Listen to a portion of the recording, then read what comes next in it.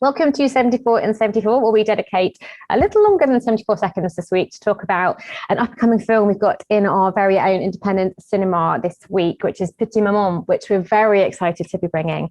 This is a bundle of joy. It's 77 minutes, I think. It's a very short, sweet film about girlhood and innocence. And I think we're not going to give too much away about this film because, as we've been discussing, it's a film which I personally think we should go in without knowing too much. But we have got some special guests here this week who are, let's say, experts in this line of girlhood. We've got Fiona Handyside from the University of Exeter, who has a lot to talk about in terms of this director's work. So I'm really excited to hear how she can give us some context about how this film sits on the landscape. And we've also got Dan and Evie, who are undergraduates at the University of Exeter, who are specialising in areas of girlhood. So welcome everybody to 74 and 74. Thank you for joining us today.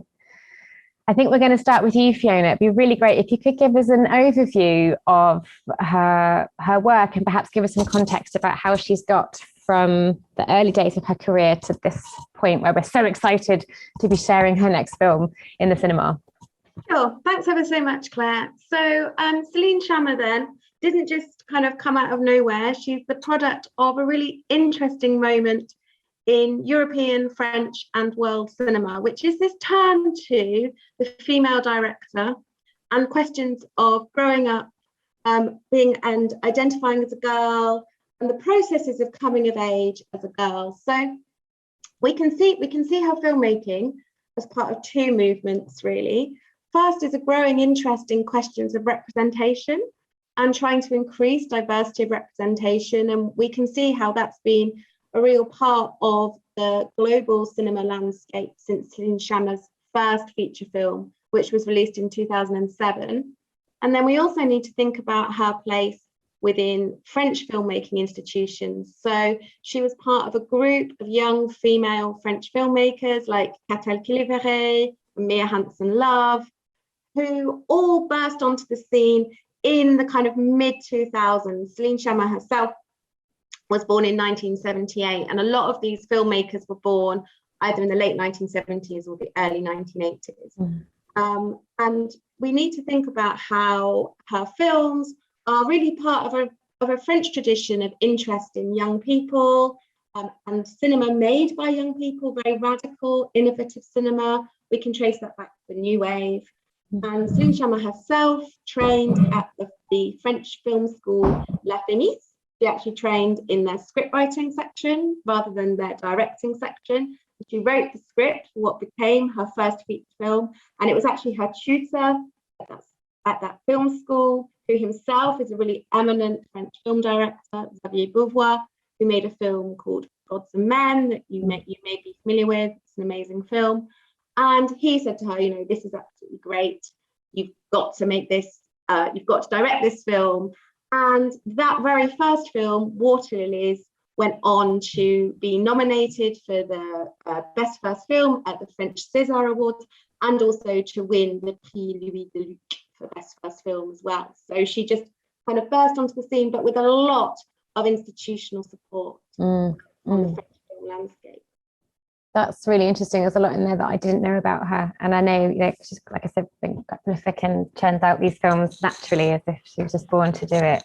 Dan and Evie, I'm curious to know, what was your first experience of her films? What were the first films that you saw of her? And what impact did they have? The first film I saw of hers was Girlhood. I heard a lot of buzz about that when it came out. And yeah, it really blew me away because of its kind of the time it takes to look at its subject and the kind of agency in allowing gazers to speak more than dialogue might. She's kind of known for this interest in the female gaze and structure in her films around this interest in the performance or the choreography of friendships or identities growing up. Yeah, that's very true. And Evie, what about you? What films have you been watching of hers? So the first film of hers that I saw was Portrait of a Lady on Fire. Great. And I actually did an essay on that film in my first year at uni, looking particularly at new queer cinema. And since then, I've just really enjoyed her work, as Dan was sort of saying about this idea of a girlfriend gaze or the female gaze rather than a male gaze, sorry. And particularly her films kind of offer fluidity in like gender and sexuality as well, which I think is really unique. And as Fiona was mentioning, this idea of kind of bringing something new to representations in film. And I just really enjoyed that in her work. I like that. And I like how you've come into her quite recently and then you've kind of gone back retrospectively and looked at her work and have you seen how, watching her some of her older stuff back, have you noticed a difference in her style and technique? I think so. I think you can kind of see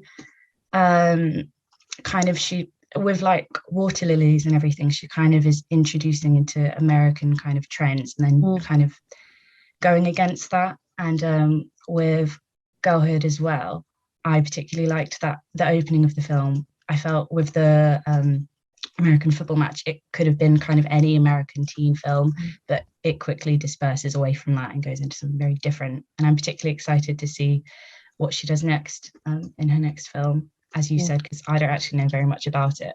I'm quite excited for that.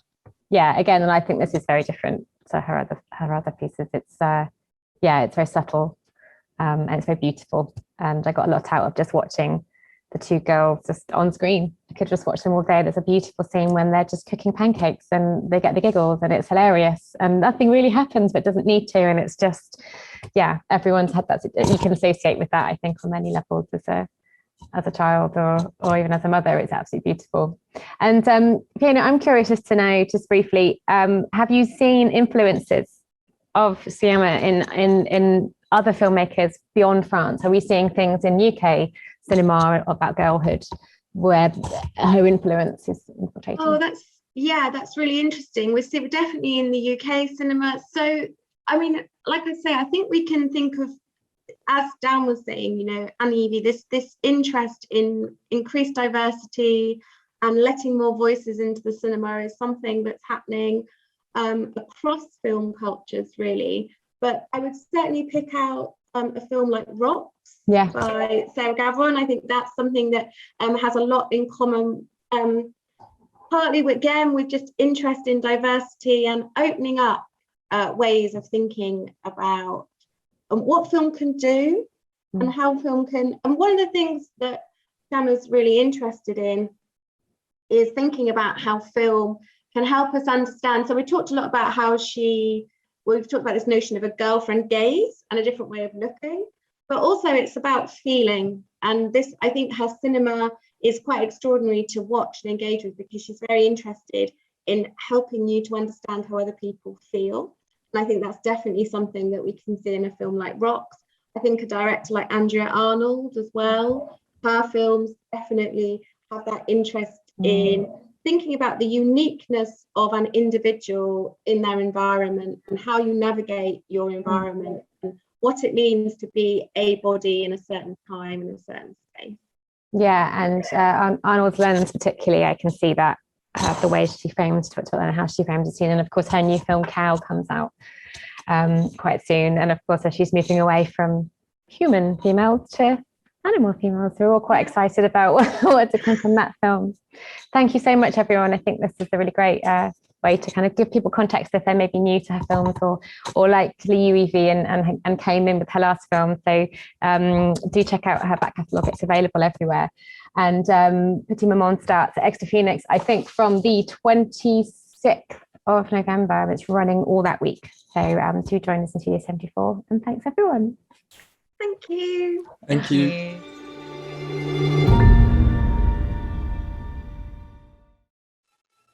C'est quoi?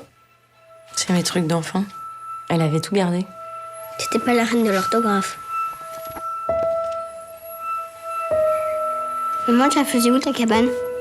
Dans les bois, juste derrière. Ça te fait de la peine d'être ici? Je l'aimais bien, cette chambre. Moi aussi, je suis triste. Elle a préféré partir ce matin. On a décidé que ce serait mieux comme ça. J'ai une mission pour toi. Le placard, dans le couloir. Comme ça, on part vite d'ici, puis on la retrouve. Tu viens m'aider? Je t'avais jamais vu avant. Tu m'as pas dit comment tu t'appelais. Lily. Je suis chez ma grand-mère. Elle est morte la semaine dernière. J'aime bien faire des petites tiges de chocolat et les manger. J'ai retrouvé l'endroit de la cabane de maman. On parlait jamais de quand vous étiez enfant. T'exagères, on te raconte tout le temps. Oui, mais c'est que des petites histoires. J'ai un secret. Je suis ton enfant. Tu viens du futur. Tu seras d'accord pour que je dorme chez elle? Quand? Je sais pas, elle m'a pas encore invitée.